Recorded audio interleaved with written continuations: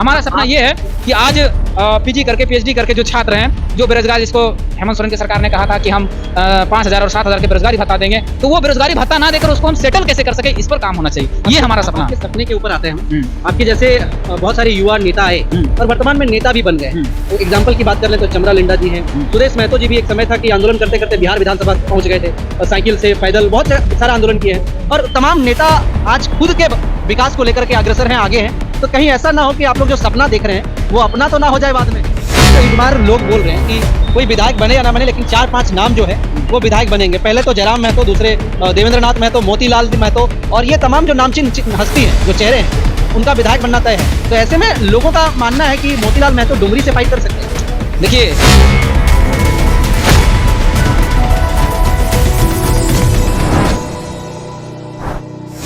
अभी हमारे साथ जो शख्स है वो किसी परिचय के मोहताज नहीं है, आप लोग उनके नाम से वाकिफ हैं, मोतीलाल दा है। सबसे पहले जोहार आपको। आपके चैनल के सभी दर्शकों को मेरी तरफ से जमा जोहार। मोतीलाल जी, आप लोग लगातार अलग अलग जगह दौरे कर रहे हैं। लोकसभा चुनाव के बाद लोगों में एक अलग तरह का हड़कंप मचा के रखे हैं। विधानसभा चुनाव का माहौल सामने आ रहा है। 14 शायद सितंबर से सुनने में आ रहा है कि डेट भी अनाउंस हो जाएगा प्रथम चरण का। तो कैसा देखते हैं विधानसभा चुनाव को लेकर मोतीलाल जी? देखिए, अपनी बातों की शुरुआत मैं 2 लाइन से करना चाहूँगा। ये लाइन है दिनकर जी के। दिनकर जी ने कहा था, जब कर्ण को मारना था और जब कर्ण का कवच कुंडल जब ले गया था, तो उन्होंने लिखा है उस पर कि कवच कुंडल गया पर प्राण तो है, कवच कुंडल गया पर प्राण तो है, भुजा में शक्ति धनु पर बाण तो है। हमने लड़ा, हार जीत लगी रहती है, परिणाम जो भी हो, पर हम लोग ऐसे लड़े जैसे हमारी आखिरी युद्ध हो।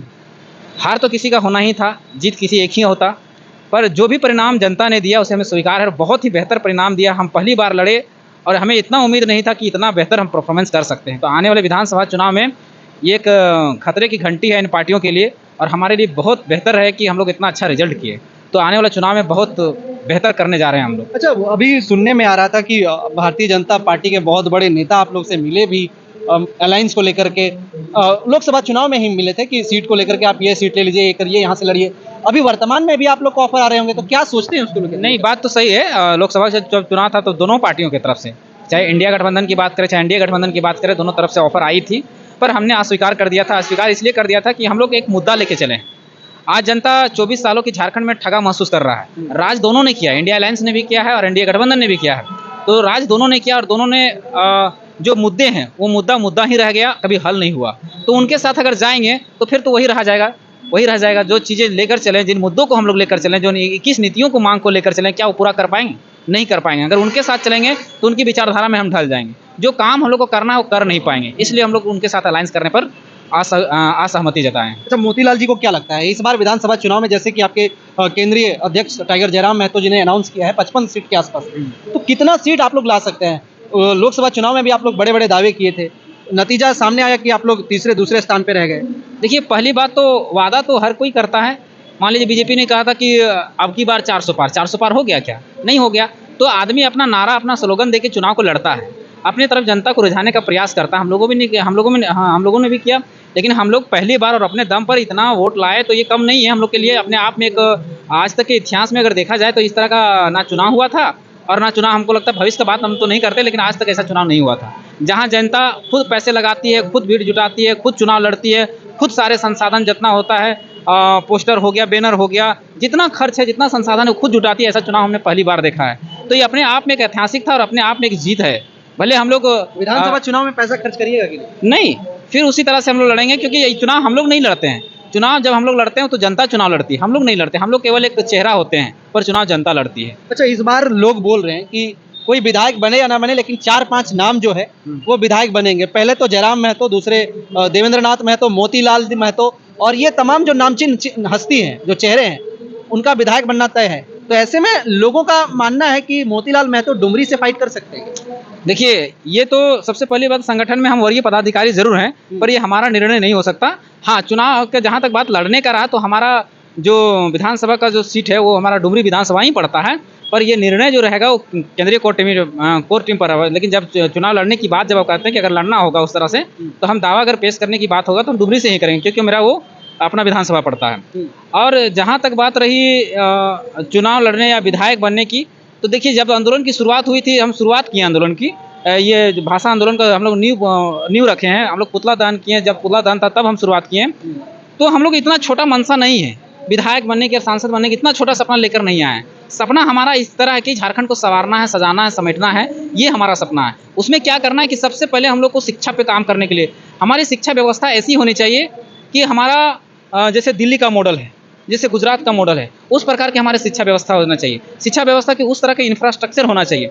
जैसे कि अगर एजुकेशन नीति यानी राष्ट्रीय पॉलिसी की बात करते हैं कि शिक्षा नीति कहती है कि हर 30-35 बच्चों पे एक टीचर की व्यवस्था होनी चाहिए, तो वो हम चाहते हैं कि हमारा 30-35 बच्चों पर एक टीचर की व्यवस्था हो, वो भी स्किल्ड टीचर, ऐसा नहीं कि अनस्किल्ड टीचर। अभी मान लीजिए हमारा पारा टीचर के भरोसे, सहायक टीचर के भरोसे हमारा झारखंड चल रहा है।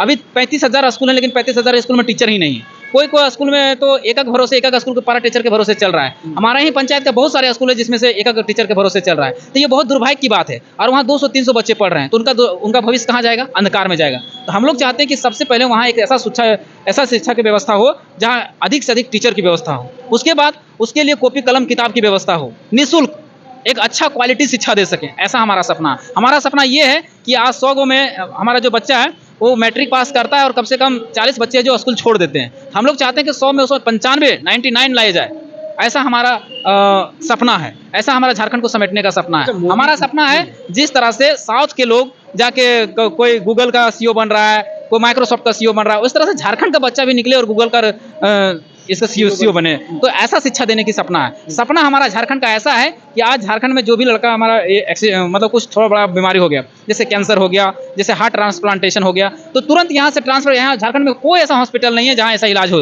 तुरंत उसको भेलोर भेजना पड़ता है। तो ऐसा हमारा एक फैसिलिटी, एक ऐसा स्वास्थ्य विभाग डेवलप हो, ऐसा स्वास्थ्य सुविधा डेवलप हो कि वो इलाज हमारा झारखंड में हो। हमारा सपना ये है। हमारा सपना ये है कि सदर हॉस्पिटल में आज एक्सीडेंट होता है तो सदर हॉस्पिटल में बिटाडिन लगा कर उसको रिम्स ट्रांसफर कर दिया जाता है। रिम्स जाइए तो वहाँ बेड नहीं मिलता।